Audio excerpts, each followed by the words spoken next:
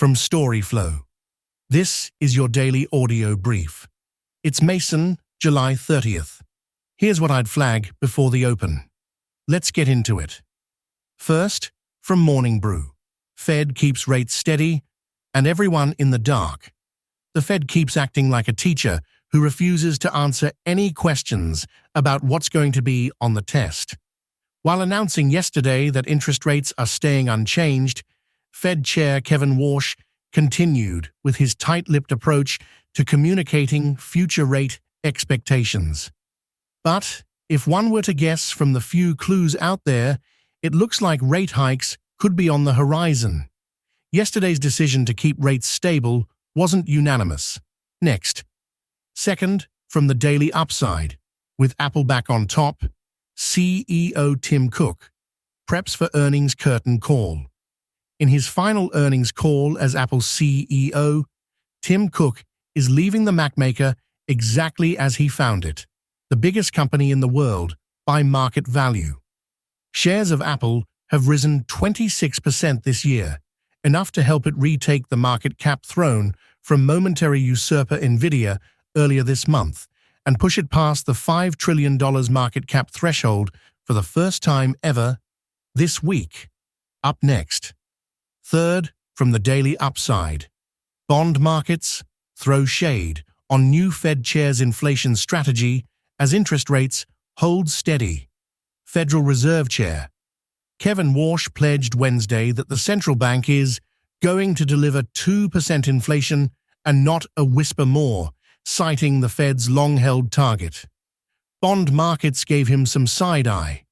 The yield on 30-year Treasury bonds hit the highest level in 19 years on Wednesday, following Warsh's comments after the Fed held its benchmark interest rate at 3.5% to 3.75%.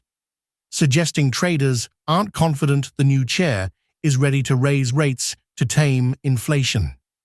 Warsh emphasized his goal of reducing the amount of forward guidance the Fed offers. And then, fourth, from Bloomberg, markets. Base metals advance as Fed rate pause eases demand concerns. To continue, please click the box below to let us know you're not a robot. Please make sure your browser supports JavaScript and cookies and that you are not blocking them from loading. For more information, you can review our terms of service and cookie policy. For inquiries related to this message, please contact our support team and provide the reference ID below. Block reference ID 8222C42A6 8BCF 111 979F 5F02B90E0D2. Get the most important global markets news at your fingertips with a Bloomberg.com subscription. Subscribe now. Next. Fifth, from Bloomberg. Markets. Japan's 2-year bond sale demand, weaker than 12-month average. To continue, please click the box below to let us know you're not a robot. Please make sure your browser supports JavaScript and cookies, and that you are not blocking them from loading. For more information, you can review our terms of service and cookie policy. For inquiries related to this message, please contact our support team and provide the reference ID below. Block reference ID 14D20A6 8BC9 111F1 AR3 27963CAB2AF0. Get the most important global markets news at your fingertips with a Bloomberg.com subscription. Subscribe now. Up next. Sixth, from Mishtalk. The market tells Fed Chairman Kevin Warsh, "You blew it already." The 30-year long bond yield is the highest in 19 years. There was only a 35% chance of a rate hike today, but the market reacted as if the decision to stay on hold was unexpected. 30-year long bond FOMC reaction. At 10 a.m. today, the long bond yield was 5.10%. The yield blasted straight up as Fed Chair Kevin Warsh was trying to justify the Fed's pause. Essentially, the market doesn't think much of the Fed decision today, and neither do I. 10-year Treasury note reaction. When does the Fed raise rates? Only when the market expects it. On the markets, Kalshi traders have been actively repricing this story in the last day. And then, 7th, from Business Insider.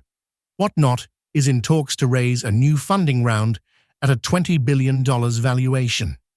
Live shopping startup. Whatnot is raising a new round of funding, per multiple sources. The latest investment values the startup at roughly $20 billion. The company notched $8 billion in live sales last year.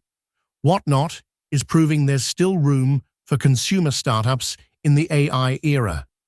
Live shopping startup Whatnot is in talks to raise financing at about a $20 billion valuation, according to people familiar with the matter. This would be a significant jump from the $11.5 billion valuation at which the company raised capital late last year. Whatnot hosts live stream shopping across categories next.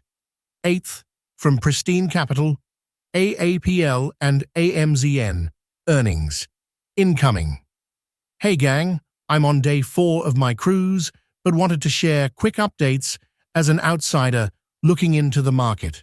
As always, I appreciate your support of my work. I am on vacation with limited availability from July 26th to August 3rd. Market update trend model flipped back to 3 on week breadth. The AI memory trade continues to implode. Our 622 memory top thesis remains intact. Up next, 9th, from TTG Trading.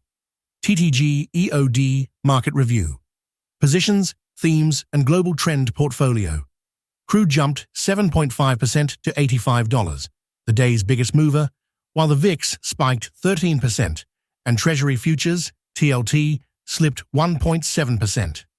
Healthcare, XLV, and financials, XLF, led the RSP breakout, with med device, energy, and China-linked stocks adding modest gains. In contrast, metals and mining, semis, aerospace, uranium, industrials, and builders all posted declines, pulling the broader market lower.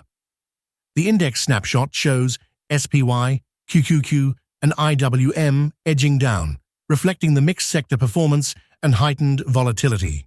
And then, 10th, from The Market Chronicle, the market isn't sure what the Fed will do, and earnings positioning leans lower. Playback speed, X share post.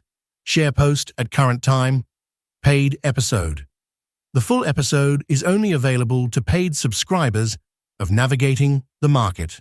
The market isn't sure what the Fed will do, and earnings positioning leans lower paid authors.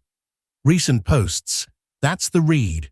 Watch the tape, ignore the noise. Back tomorrow. If this saved you time, the full feed is free at storyflo.com.